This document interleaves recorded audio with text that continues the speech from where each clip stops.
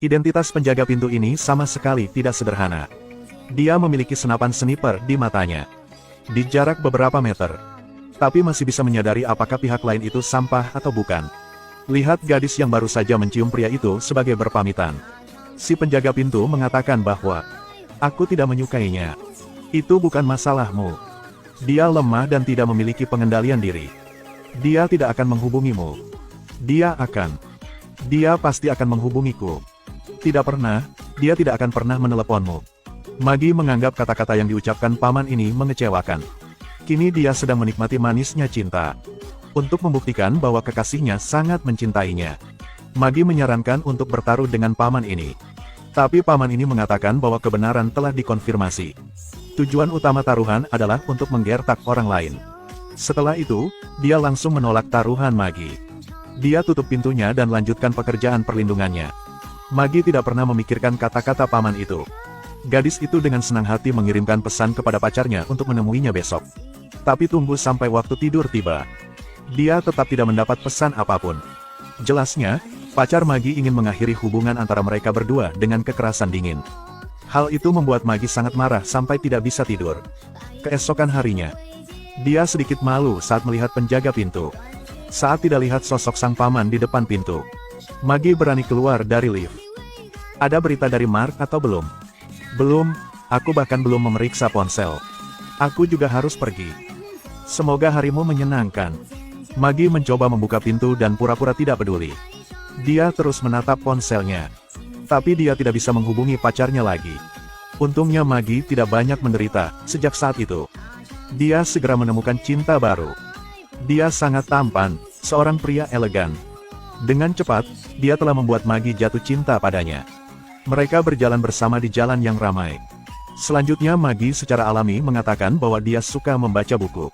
Tetapi pihak lain mengatakan dia pusing ketika melihat buku-buku itu. Tapi itu tidak terlalu mengganggu Magi. Keduanya berciuman mesra di bawah cahaya rembulan.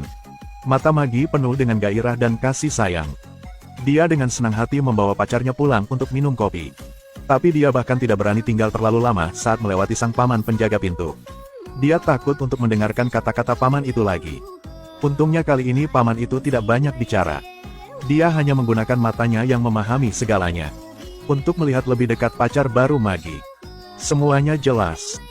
Keesokan harinya, ketika Magi bangun dari tidur, dia segera menemukan bahwa pacarnya menghilang. Dia menggebrak tempat tidur dengan marah. Dia kira dia bertemu bajingan lagi. Tapi tiba-tiba terdengar suara pacar dari luar jendela. Magi bergegas ke jendela untuk melihat keluar. Dia terkejut melihat pacarnya bangun pagi untuk membeli sarapan. Saat ini, dia juga aktif menyapa paman penjaga. Magi berpikir pacarnya sangat perhatian. Dia pasti cinta sejatinya. Tapi sang paman memanfaatkan saat pacar Magi belum naik ke atas. Dan menelepon pada Magi. "Aku tidak menyukainya." "Apa? Kamu hanya bertemu dengannya selama 30 detik. Itu masih terlalu panjang." "Baiklah, dia sangat baik hati. Itu bisa menjadi masalah budaya. Saat kau terlalu ketat dengan semua orang, kau tidak bisa lagi menilai orang yang aku bawa pulang." "Oke." Benaknya kosong. "Dan kau adalah gadis pintar dengan gelar PhD. Aku hanya memikirkan untukmu." Tapi Magi masih memberinya kesempatan. Dia tidak pernah perlu kekasihnya harus berpengetahuan. Selama lawan benar-benar mencintainya, itu baik-baik saja. Tapi jika keduanya ingin hidup bersama, hati mereka bergejolak aja belum cukup. Kepentingan umum juga sangat penting. Magi kecanduan membaca sepanjang hari. Yang membuat pacar Magi berpikir dia sangat membosankan. Dia mulai mencari segala macam alasan untuk menolak bertemu dengannya. Paman penjaga yang cerdas, hanya sekilas dia telah menyadari ada yang tidak beres dengan Magi. Jadi dia tanya padanya serius. "Kau terlihat sedikit berbeda, kau telah mengubah gaya rambut. Sesuatu tentang kamu telah berubah. Aku mungkin sedikit sedih." "Kenapa sedih?" "Malam ini, Ted akan datang atau tidak?" "Tidak, kami telah putus." "Maaf." Dia hanya sekejap di dalam panci. "Benar. Intuisimu benar yang membuatku merasa sedikit menakutkan." Magi sedikit kesal dan bertanya mengapa dia ingin mencampuri urusan pribadinya. Bukankah enak jadi penjaga pintu diam-diam? Dia sudah cukup berduka atas kegagalannya dalam cinta. Dia pun tidak ingin semua orang memperlihatkan bekas lukanya lagi dan lagi. Kemudian paman penjaga itu meminta maaf dengan tulus. Dan Magi pulang dengan marah. Magi berbaring di tempat tidur. Namun, dia menyadari bahwa haidnya telah terlambat selama beberapa hari. Perasaan buruk tiba-tiba muncul di hatinya. Jadi Magi pergi ke apotik dan membeli alat tes kehamilan. Hasil tes menunjukkan bahwa dia memang hamil. Setelah kebingungan sesaat, adalah keruntuhan yang tak terbendung. Magi bahkan tidak bisa mengurus hidupnya sendiri sekarang. Dan juga tidak tahu bagaimana menyambut kehidupan kecil ini. Magi ingin mencari seseorang untuk menghiburnya. Mencari beberapa saat di phonebook tapi tetap tidak bisa menemukan orang yang bisa dia curhat.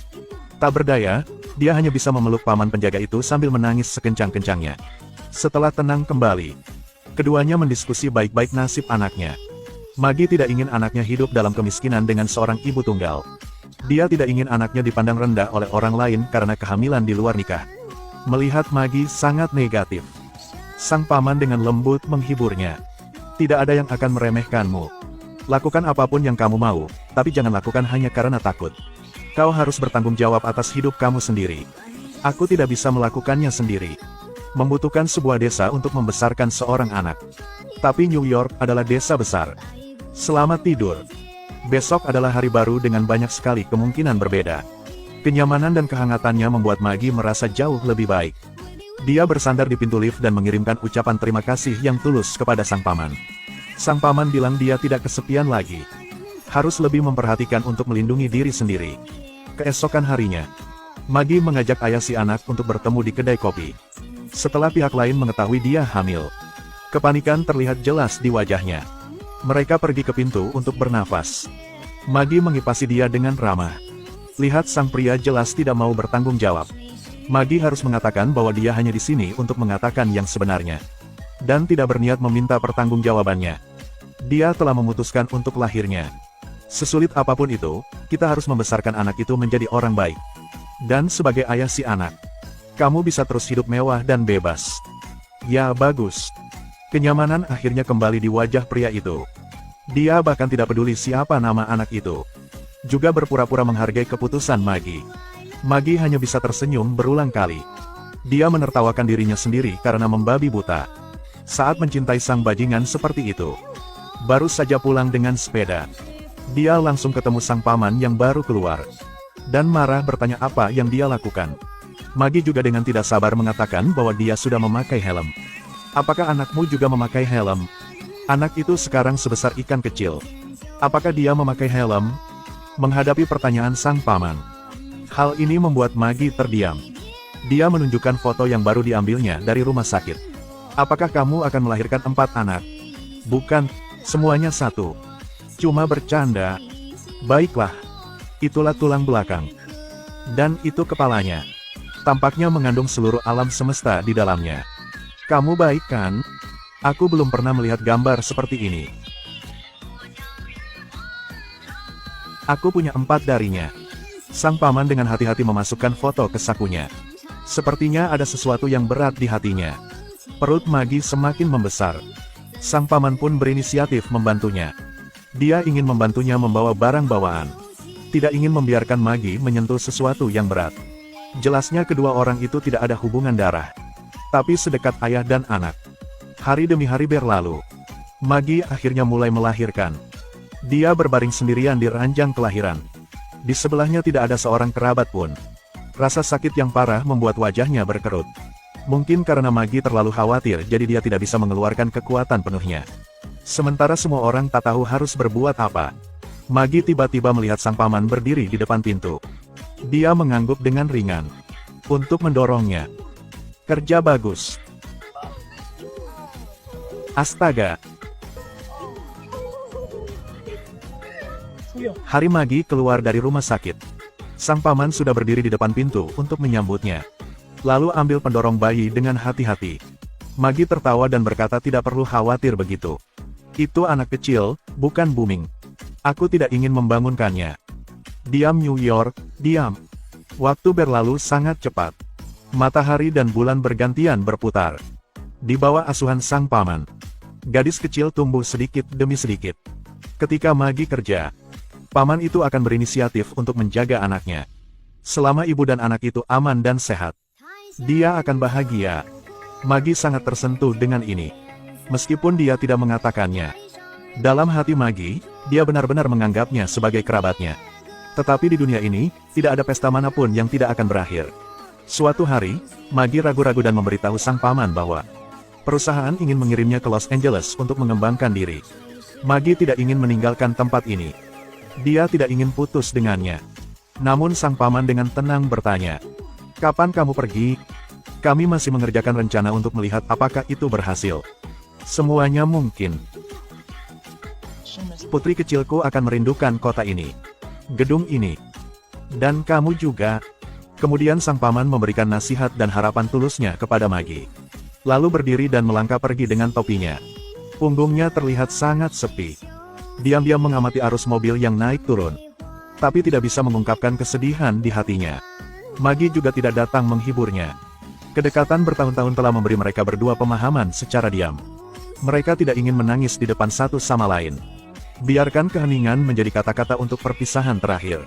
5 tahun telah berlalu dalam sekejap mata. Magi kembali ke sini bersama pacar dan putrinya. Pikirkan tentang tindakan-tindakan ketat sang paman. Magi dengan cepat menyuruh pacarnya untuk berperilaku baik. Berjuang untuk mendapatkan persetujuan darinya. Sang pacar mengingat semua yang dikatakan Magi. Baru turun dari mobil, dia menyapanya dengan hangat. "Kudengar aku harus lulus ujian. Kau telah lulus." "Apa yang kulakukan?" "Tidak ada. Aku bisa melihatnya di matanya begitu aku melihatnya." "Apa maksudmu?" "Aku tidak pernah melihat pria-pria itu, Magi. Aku menatap matamu." Ternyata sang paman belum pernah memiliki kemampuan khusus. Dia hanya lebih peduli pada Magi daripada yang lain. Kadang kekasih tidak cocok untuk kita. Sebenarnya kita semua sudah memiliki jawaban di hati kita. Namun karena berbagai alasan dan tekanan. Jadi kita menggunakan filter cinta untuk menipu diri sendiri. Cinta seperti itu. Pada akhirnya, tidak akan pernah ada akhir yang bahagia. Jika selalu ada seorang di sisimu. Yang diam-diam peduli padamu seperti sang paman di film ini. Kamu harus menghargainya. Kadang persahabatan memberi kita kekuatan. Itu bukan cinta, tapi kekuatannya bahkan lebih dari cinta.